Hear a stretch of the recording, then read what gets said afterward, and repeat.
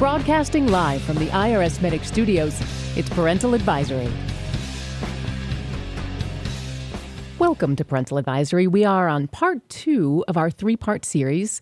We wanted to help out the expats a little bit, give them some tax advice. Episode 1, we touched on CSEDS, which is the collection status statute expiration date on pursuing collections and how it doesn't expire for expats when they're living overseas. That's a lot I just said right there. Right. It doesn't go away. It doesn't go away. And in episode 3, we'll talk a bit more about the new passport law, how it's going to relate to expats. So keep an eye out for that. We want to talk about disclosure. When did I stop being able to talk? I think maybe a 3-part series is too much. You think so? I just can't handle it. Well, just think about it like one, but divided into 3 parts. How about that? Oh, okay. Yeah. I'm back then. There it is. There's my... So disclosure issues. Disclosure. See, it worked. It did. It worked. I am just that persuasive, I think. Magical. Yeah. Like a cult leader, really. It's one giant cult. Now, the first thing we want to talk about for expats, the poor things. Is it the only country in the world where their worldwide income is taxable? Or is there... Okay, you know what? And we actually ran across this morning. Well, yes and no. Okay. There's the only one country in the world that sort of taxes like the IRS, the United States does. But we ran into an issue recently. Italy has an interesting... It's not an income tax, okay? Mm-hmm. It's a wealth tax. And it's a wealth tax for your foreign assets. Oh. And a lot of people, guess what? They hide that from the Italian taxing authorities. And so Italy now has a voluntary disclosure program of their own for those Italian residents who have not paid their wealth tax. And the penalty amounts really right in line with when we were looking at the IRS full OVDP penalties of 27.5%. The range, it's really close, similar to the Streamlined 5% if domestic. We'll get into that. Oh, geez, I shouldn't. Yeah, it's in line because the range is between 3% and 30% of account value. That's the thing, not taxes, but account value. What's funny too is as scary as an IRS collection officer seems, something about an Italian collection officer seems scarier. They're just going to call their mama. You just lost half our audience. I did. Good job. Oh, come on. I'm kidding. Come on. No, they're like, I would picture like a hot mobster. Really? No, the mobsters are in the mob. Yeah. Well... Taxes are kind of a mob. It really is. Oops. Yeah. So, okay, we've got unique situation and when we talk about expats in our world here, we're talking about U.S. citizens living overseas, not expatriates. And then another great point you brought up is there can be confusion living overseas because you don't think of your accounts as foreign. Yeah, and I didn't really realize that until, we were doing that. I want to get part... Well, while I'm talking, I'm going to get part Schedule B of 1040. Okay. There's a part on there that says, do you have any foreign accounts over $10,000? And now if you think about it, you're like, well, no, because they're in the country I'm in. Yeah. What do you mean? They're not foreign. They're right here. They're not U.S., you would ask U.S., and they're certainly not foreign. So let me just make sure if I'm on Schedule B right now. I'm going to look at the language. Okay. Okay. So it says, okay, yeah, okay, you're right. It's because it says Part 3, Foreign Account and Trusts. At any time during 2015, we're looking at the 2015 Schedule B, and it's the same language for all the other years. Did you have a financial interest in or signature authority over a financial account, such as a bank account, securities account, brokerage account, located in a foreign country? So you can say, no. It's right here in Italy. Yeah. With me. Right. Right. So no, of course I don't. Well, so I'm not required. Right. Why is that not a reasonable assumption? Yeah. That's kind of what I would it's think. Not foreign. It's here. So we're talking about disclosure programs, and let's talk about the whole reason disclosure programs sort of came into being. I think a good place to start is with FBARs. Okay, so FBARs were created to combat money laundering and evasion of U.S. income obligations through the use of offshore accounts. Right. This really seemed like it was aimed more at people trying to hide their money in Swiss banks at first, thanks to a whistleblower. Well, not even that. Not even that. The FBAR had nothing to do with income tax. When it was part of this Bank Secrecy Act of 1970, and it's been updated a little bit, but the purpose had nothing to do with income tax because your income tax already required you to put down your foreign income. Universal tax jurisdiction existed as law since 1924, U.S. versus Tate, which said the Supreme Court said, everything's taxable. So there's already been that requirement from day one, your worldwide income is taxable. So the FBAR didn't change anything of that, and it has nothing to do with the income tax. It really doesn't. And that's one of the things where things get really confused, and this is where we lose people. So I'm going to say some numbers, okay, and they're going to mean something. In the last episode, I mentioned Title 26, okay, of the U.S. Code. That's where you're going to find the federal income tax. Okay, that's everything there. And then where you find the FBAR is you got to go up to Title 31, and you're going to find that. Because the FBAR is part of the Bank Secrecy Act. So when you think about it, when you're thinking about what is going to happen, think about what would happen to a bank that failed to report a suspicious activity. One of those, what would happen to them? Who would penalize them? Well, someone from the U.S. Treasury would, and they would have that sort of judgment, but it's really not related to tax. It's really a penalty for your bank accounts, for bank secrecy. It's not anything to do with the tax because the thing is you could have an account that doesn't generate any income. You're still an FBAR requirement. True. So there really, there tends to be a correlation, but there doesn't need to be any at all. They just want to know where the money is. They want to know where the money is. And the reason why is because they wanted, the purpose of the Bank Secrecy Act was not to cut down on tax evasion at all. The purpose was to get the worst of the worst, organized crime, terrorists, all these people who are using the international banking system to facilitate their crimes, okay, and give a nice, easy way. If you can't get a criminal conviction, hey, at least you can take their money away because you're creating an affirmative duty to report your account that no criminal is going to report it. Right? That's the assumption. They're like, well, we know they're not going to report it. That's the whole thing. So when we know they don't report it, we'll be able to hit them with an easy penalty, 50% of account value multiple times. Can they just take that if it's in the account? Well, then that is, not really, but they can freeze it pretty easily. Okay. I mean, the freezing, basically denying the person access to it is pretty easy. The actual taking it is a little harder. Not much distinction when you're trying to get your money. It's like, well, I don't have access to it. What does it matter? So then when did it turn into trying to stop illegal activity to it affecting guys that make $60,000 a year overseas? Well, and that's one of the things why the FBAR was never reported. No one ever, you had, a generation of CPAs who, I guess they knew about the FBAR. Like, I know it's there, but that's for criminals. These are just my clients. So they're not criminals. It's like a speed limit that says 65. Well, we all know we go 75. It's just, why would you go 65? That's just not the custom.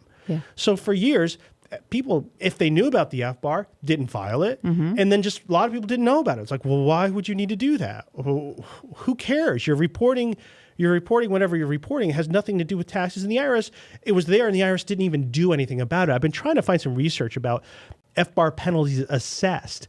And there's really scant FBAR penalties assessed on actual criminals. And it doesn't seem like they actually used it much. And we don't find much enforcement of it until a few cases. We had one in 2002, and that was the Williams case. And that was somebody who pled guilty to tax evasion. And then the IRS is, during the plea agreement, the guy's like, I should have paid these accounts. And they're in court. And they're going through, and the guy's going through his plea, and then after he pleads guilty, like, and you didn't file your FBAR. It's like, but I just told you about the counts. Yeah, but you didn't file your FBAR. And so it was a dispute. It was sort of a really, I think, thing to do.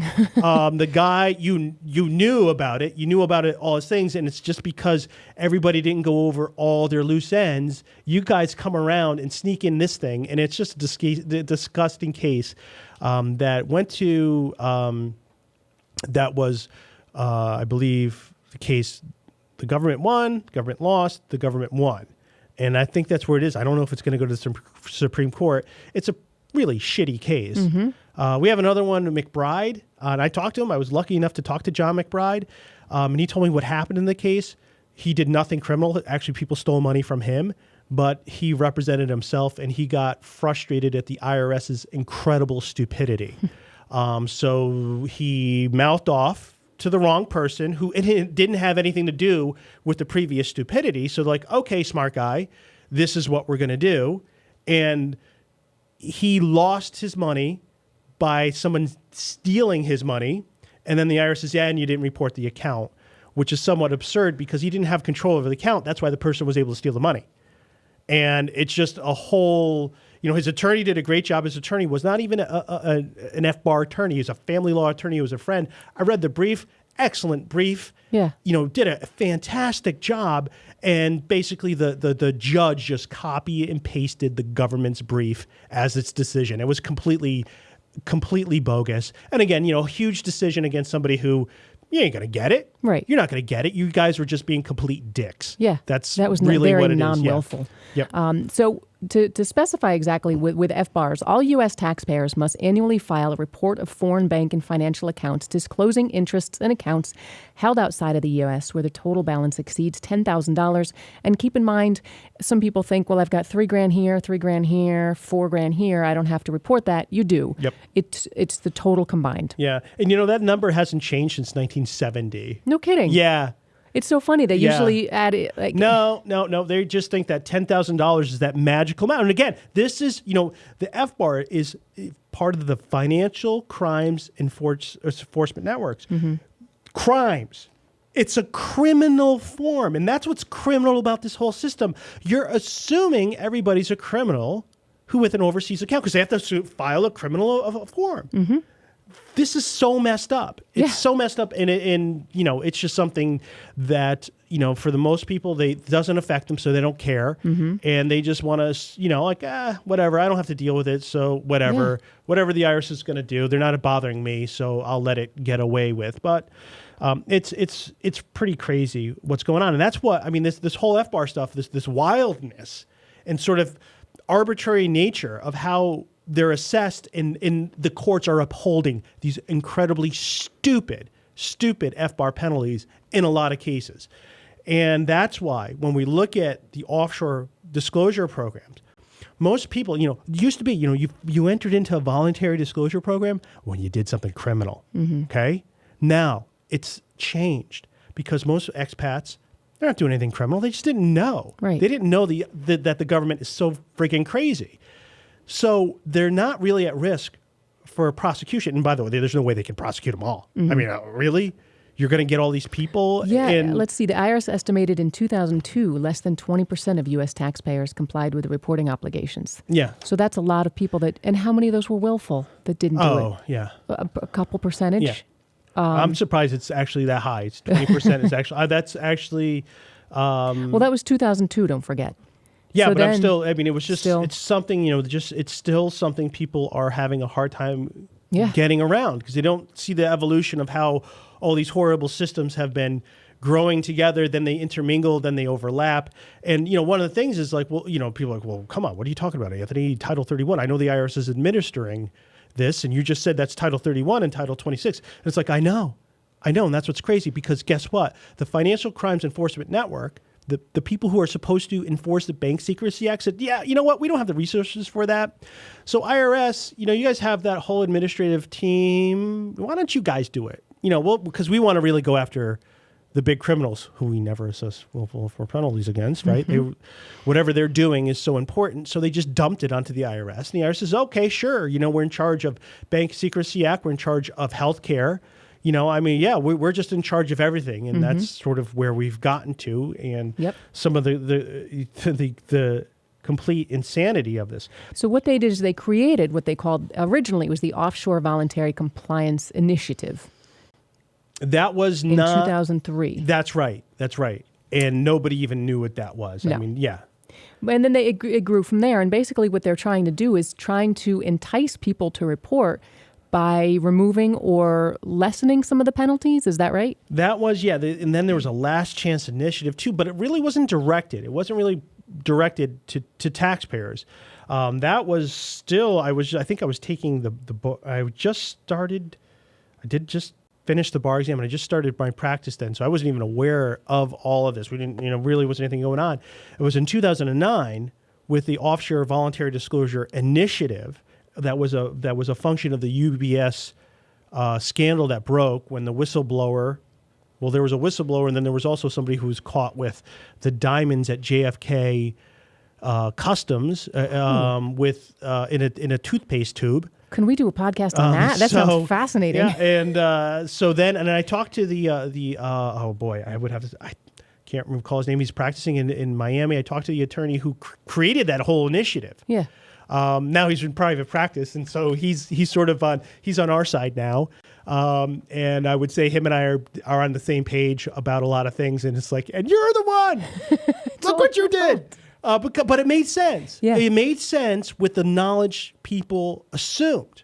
And I think this just goes to show you how crazy the system is. The IRS was completely off base about what it is, because it was a good deal. Because at 2009, OVDI was a good deal if you intentionally evaded taxes. 6 years of taxes and a 20% penalty on highest account value. In that mean that the IRS couldn't go and look at you for a 50% FBAR penalty. Oh, wow. Multiple times. That's where we realized, like, it's a 300% penalty. Hey, 20%. Hey, man, you haven't been paying taxes, and you haven't probably been paying taxes for more than the 6 years. But So you know what? And you don't have to worry. Now you can have 100% access to your money. You know what? This is a good deal. You really should do it. And that's if you were intentionally evading taxes. And I think, some people, the people who didn't come clean were the people who didn't know they had the accounts or were misled by advisors, because we're still running into people like, I had a UBS account that I didn't disclose, but I didn't even know it was a signatory on it. I didn't know, I didn't know because the person who advised me to put the money in UBS is the person who did my soft disclosure. He just said, just sign this, just sign these new tax returns. They didn't tell me what was going on, so that there are people still getting caught up in UBS stuff. And that's really it. The people who didn't enter into the program are usually people who had completely no bad intent, because I think it was a really good deal. And you're just basically a fool not to take it, because now you have access to your money. Right. All these people are like, yeah, it's over in Switzerland, but I have to go over there. And, it's something that could keep you up at night. And 20%, like, you know what? That's not fair. It's a fair deal. And it gets the money back into the system. But the problem is that, so many people have no criminal intent. Yeah, and this is the thing. This is what sort of changed everything in the whole dynamic of the offshore disclosure world, is that offshore disclosure moved away from worrying about criminal penalties to being more of an FBAR amnesty. And that's actually, that's the way people think about it, because it's actually more closer to the truth. You're not disclosing because you're a criminal risk. Yeah, sure. I would say maybe 5 to 10% of our calls of our new clients are people who are willful. And they're usually upfront about it, like, oh yeah, I was totally doing this and I just need it over with. Whatever needs to be done, needs to be done. But 90% of the people are somewhere on, like, you got to be kidding me, to saying, well, I kind of had an idea, but I wasn't entirely sure. So somewhere around there. And there's really not, they're not great criminal cases at all. They're not at risk for an indictment. And I could tell them, like, no, you're not going to be indicted. In a million years, you're not going to be indicted. Or if you're going to be indicted, it's going to be for something else. I don't know, maybe whatever you have in your hard drive or something. I don't know, whatever. Can't help you with that. Right. We'll just help you with the taxes. So that is really, that's really the way. But people are forced to enter into one of these disclosure programs because that prospect of a willful FBAR penalty is out there. And looking at the established law, they're just going to go and assess it wherever the hell they can, regardless of the facts. And that's, really what they're looking to do. So that's why people enter into the program. All right. So if you try to hide it, you're looking at just crazy penalties. If they catch you, yeah, they're going to, the crazy penalties, but there's also crazy penalties if you weren't trying to hide it. Honestly, it's a lot of cases, you're looking at the same risk, independent of your intent, which if you don't disclose, which is somewhat nauseating, because the law is not respecting the fact that people have different ideas of what is there. And, the IRS, and this is just a common thing when, and there's a way to avoid, you can do the full disclosure program and avoid the 27.5% penalty or the 50% penalty that sometimes can apply if you have a blacklisted bank. Let me know if I'm losing you here. You can opt out of it. You can opt out of that standard penalty amount. And so you're still in the OVDP. Okay. But you opted out so that you're examined under typical civil examination rules. And so this is what always happens. This is what always happens. It's a typical attitude of an IRS employee. They'll say, well, your client is an educated person. They're a smart guy. They must have known. It's like, well, they're a smart, engineer. Mm-hmm. They're a smart doctor. They're a smart financial advisor. This is tax. Mm-hmm. And it's like, oh, can I just pick an IRS phone number at random? And whoever answers that phone, I want to ask them about the FBAR. Do you think they're going to know the answer? Do you want to do that right now? If I called the President of the United States, do you think he would know any of this? Do you think it's in Title 31, Mr. President. It's the president. Right. Do you think? You should know the law. Isn't he a smart guy? I mean, he went to Harvard, right? There's no way in hell people know it, but this is bias that people have. And of course, people, you're not aware of your bias. That's how it works. So let me just tell you there. This is a crazy world that is, our world. So, we have to step away from it to say this is crazy. And the IRS needs to understand they're a little bit crazy. Mm-hmm. They're a little bit nutty. And you need to look at a perspective. Somebody could be really smart. And the chances of them being amazingly successful in their field, the more successful somebody is, that means they didn't have attention for something else. They're really good performer. They're a really good athlete. Probably not the greatest person for taxes. Probably not. Right. They're probably not a great attorney as well. Right. They're probably not a great tax attorney or tax compliance officer. That's not probably what got them where they are. Right. So now, what about, you had mentioned the Streamlined OVDP. Okay. So earlier I mentioned Streamlined, and this is a way to get your FBAR amnesty where you don't have to be worried about asserting FBAR penalties. And this is, usually, most, we're doing a bulk of our new cases are Streamlined. Mm-hmm. Pretty good program, really good program if you happen to be an expat. Because as long as you meet the foreign residency requirement, you don't have any penalty at all based on your account value. Wow. All you have to do is pay back taxes for 3 years. Nice. Really nice. Yeah. So if you're an expat, grab this right now if you can. I could see one guy in the IRS going, "Oh man, this is actually a really good program. We should make this harder. This should really, there should get some sort of penalty because right now, it's open, but there's nothing to say that the IRS can't change it. Yeah, it seems like they do make changes to it quite frequently. And this Streamline. This has been around for a year and a half. So this has been, this was announced in June of 2014. So is a change coming? Good question. And as we're going to discuss more in our next episode, the passport pressure. Here it's like, here's your top opportunity to come clean to show you're a good person. Mm-hmm. Well, when the passport are going to be revoked, now you're not coming clean because you're trying to be a good person. You're coming clean because you have to. Yeah. So because you have to, we're not going to give you a deal. We're going to, we could make you do whatever or take away your passport. So, tell us what you want to do. Yep.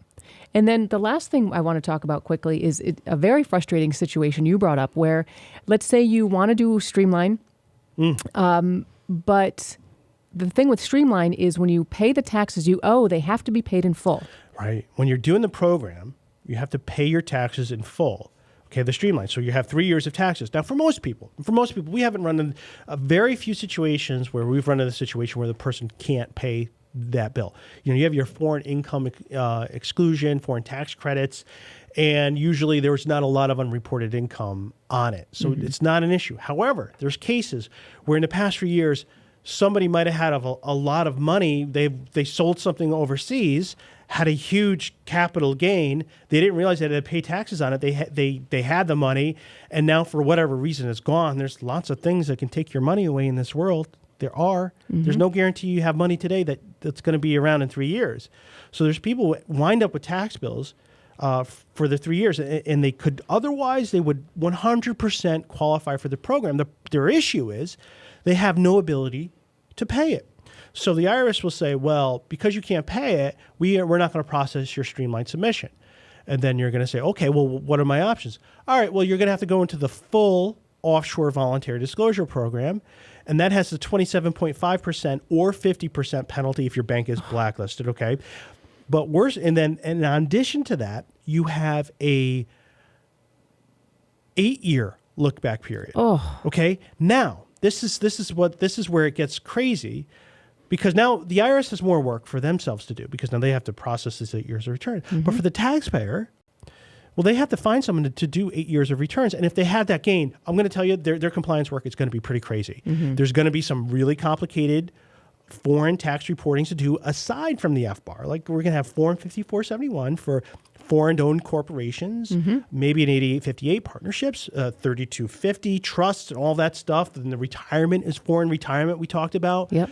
That most people don't realize that even if you have a modest amount of money, the tax code assumes anything overseas is magically millions of dollars and imposes compliance requirements that you would expect more on a $10 million company, $100 million company. Yet you, as an individual taxpayer, have the burden of providing all this documents to the IRS. And so, if you think about, just someone with just I would say, regular run-of-the-day entrepreneur, which doesn't exist, somebody who has businesses overseas, let's just say you're comparable person, some sort of developer in the U.S., his compliance costs each year would be, so let's just say his income each year, something like $400,000 on average. He has big swings up and down all over the place. Mm-hmm. His compliance costs $3,000,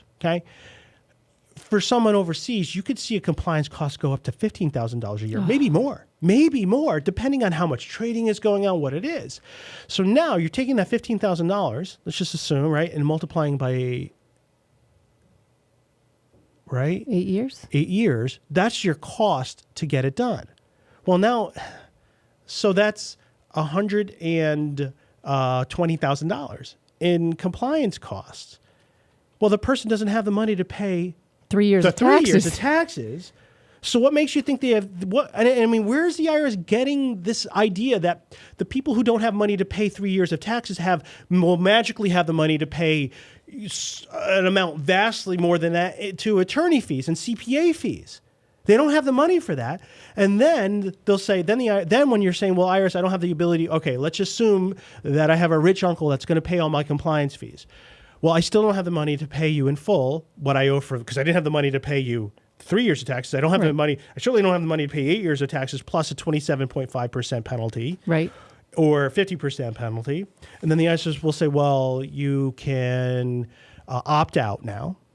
And then you can do, this will be treated as a regular tax assessment. And then you could do whatever you want to do with it. Installment agreement, partial payment installment agreement, offer and compromise. But this is where it gets really ridiculous, because that work, now your compliance work just went up, your costs went up, and the amount of work for the IRS, because when a case is going through an OVDP, it's already being audited. It really is. They're going through your numbers. They're they're verifying what your foreign account statements. You have a revenue agent.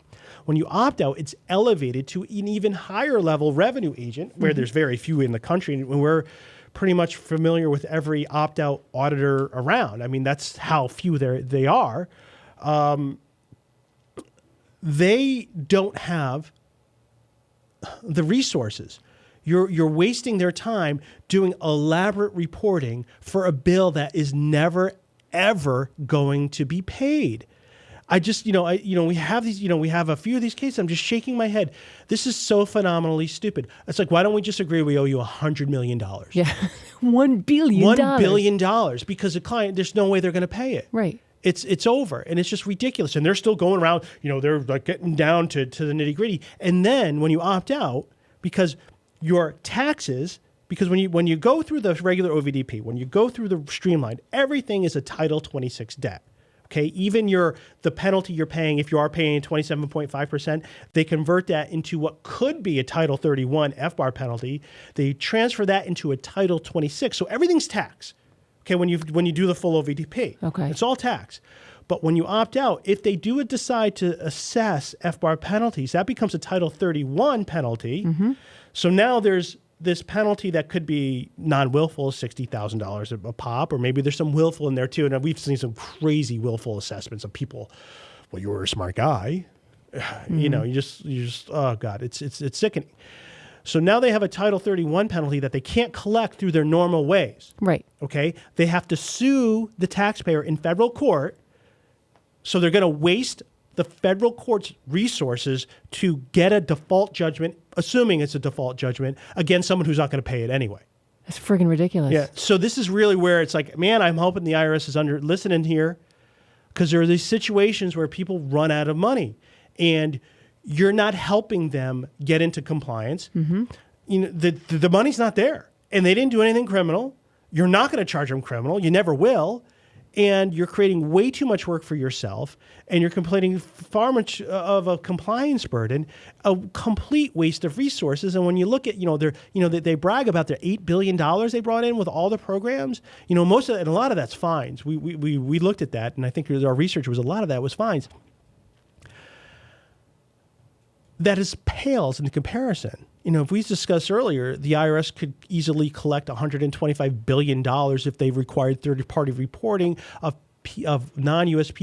persons who inherit property from non-U.S. persons in the United States. Mm-hmm. They could do this, and then the amount of fraudulent identity tax theft. refunds. Yeah, you're talking. That pales. That's that $8 billion is from 2009. Mm-hmm. So they're bragging about that. It's like it's a complete waste of resources. Complete. And as I curse the IRS, I would also say these opt-out auditors, and usually it's the auditor. The auditors are brilliant usually. And wow. I'm like, and you're saying, man, if this person just was, their awesome skill set was better utilized, not for something so horrible, mm-hmm. This world could really be a better place. Mm-hmm. They're so brilliant. And they're usually pretty good to deal with, I'll be honest. And usually they're not the ones who are being unreasonable. Oh, they're just following the law. They're doing their job. And they're doing their job, and they're not necessarily, they're not unpleasant people. Right. Really not. I doubt they get joy. Most of them don't get joy from coming after these people. No, and they're the ones, because they're the ones who meet, and they'll meet the tag, they'll come here. Mm-hmm. They come in from all around the country. They'll come here right to our office, and they're the ones who are seeing the taxpayer face to face. Yep. And they'll say, "All right, I want to assess this. We'll just do this." And they're the ones who are like, "Yeah, this is really stupid. This is," and so I'm speaking up for them. Yeah. Your examiners, your highly skilled examiners, you're wasting their time. They're too good for this. There's no way, it doesn't make any sense to assess taxes that simply can't be paid. And that's usually the general rule, that they really won't. When it comes to trust fund assessments for payroll taxes, if you submit a financial statement and say, look, I don't care what you do, I'll never be able to pay this, they're not supposed to assess it. So the IRS does get some brains every now and then to say, yeah, we're not going to waste our time assessing something that's never going to be collected. But here, just and this is the one area of law where the offshore voluntary disclosure programs, it's not by statute. There's a statute that says the IRS. The statute reads basically, the IRS shall have a voluntary disclosure program. That's basically a broad stroke like that. And then there's a section in the Internal Revenue Manual. There should be an offshore, or there should be a voluntary disclosure program, and that's basically it. Our entire law doesn't come from statute. It doesn't really even come with regulations. It comes from FAQs on the IRS.gov website. That's our law. Our law is citing IRS OVDP FAQ 7.2. Wow. So what someone decided to put on a website is the law. That's how crazy it is. And this is where and then we're trying to point out your FAQs are somewhat inconsistent, right? I mean, when you go to a website, who clicks on the FAQ section? Well, you better on here. Yeah, You it's the only thing you better do the only it. way you're going to get it. It's absolutely nutty. And it's just really out of control. Now, I hope I'm not scaring most people, because most people, if you're that's offshore, a unique situation. Yeah, it's like this, but it can happen, and it does happen. And there should be some ability for people who can't pay to say, hey, look, I want to come clean. Here's everything.